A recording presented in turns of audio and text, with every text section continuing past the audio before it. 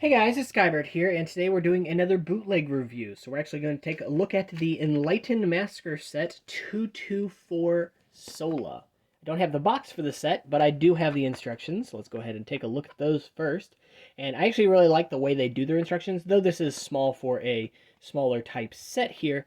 They kind of fade out the parts that you've already done, and then they just kind of go over new parts with a opaque set of instructions. So all the stuff you've already done is kind of faded in the background, which I think is a really nice way to make it easy to follow things along, especially in a consolidated space like that. All right, so this is Sola, and this is definitely an interesting set. I do want to go ahead and say that I got this from a third party, so I don't have the one piece is missing, but that's not a huge deal. I just want to go ahead and say that it's the the pin piece on the back so that the weapon can connect to his back. That said, it's a frictionless pin instead of a regular friction pin, so it's not a big deal because you wouldn't be able to really mount his weapon on his back anyway. Speaking of weapon, though, this is actually the first of the Metru style Matoran that I've gotten from this brand that has this type of disc design. So it has a saw blade design rather than what I've had from previous sets. I think I have one in here, in fact. Yes, I do. Let me see if I have the disc for it, though, in hand. I don't think I do. That's a bummer. But yeah, in a nutshell, typically the discs from the other sets have a different design here, with a center matching the eye color. And in this case, that is true. The center here does at least approximate the eye color here, which is very similar to Lego's kind of trans light blue, more of like an aqua-y kind of color, but it definitely works out. This guy is actually pretty notable because he has a few pieces that some of the other ones do not. Most notably, these black Metru style Matoran arms. Those are very nice pieces. They're really high quality as well. They feel like official pieces, and you're not having any mold marks or anything that's out of the ordinary on them. If you were to throw them in a bin of parts and people weren't wise to what colors they were available in, you wouldn't be able to tell the difference. And that's one of my common criticisms, or rather praises, for the Enlightened series as a whole, is their quality is very, very good.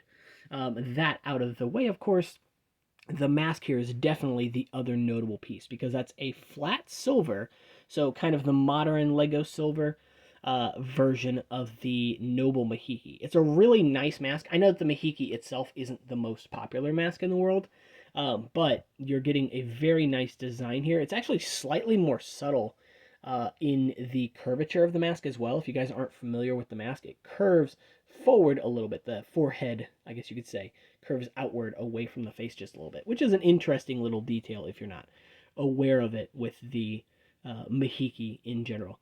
But yeah, very, very good. I'm surprised because I was kind of expecting the details to be softened like they are on the Komau.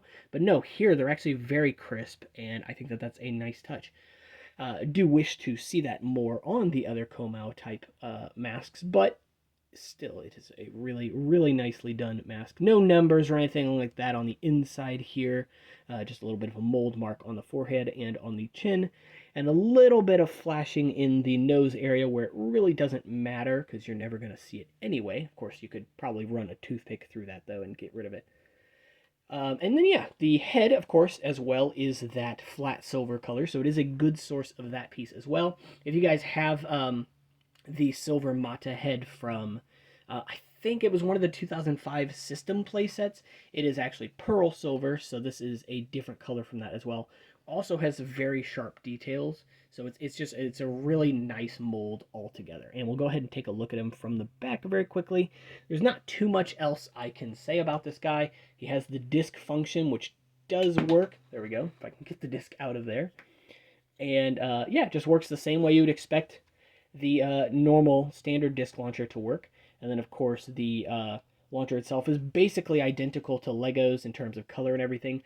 The armor, or chest piece, whatever you want to call that, is almost the same, I think, as well. I haven't compared it to the regular silver one. I will probably go ahead and do that, but I'm using it currently.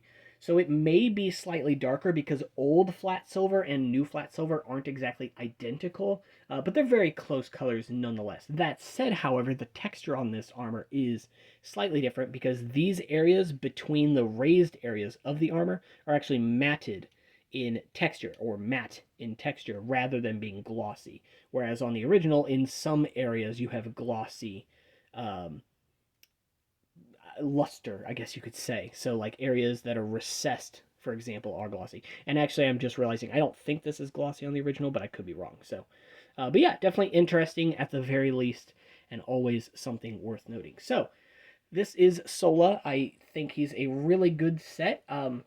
Again, coming with those Metru arms in black is really nice. Later on, they would actually make some of these guys had flat silver, the Metru style Matoran arms, as well as Toa Nuva legs, which I think is definitely interesting. And I believe one of those also had black Toa Nuva legs as well. So always cool to think about.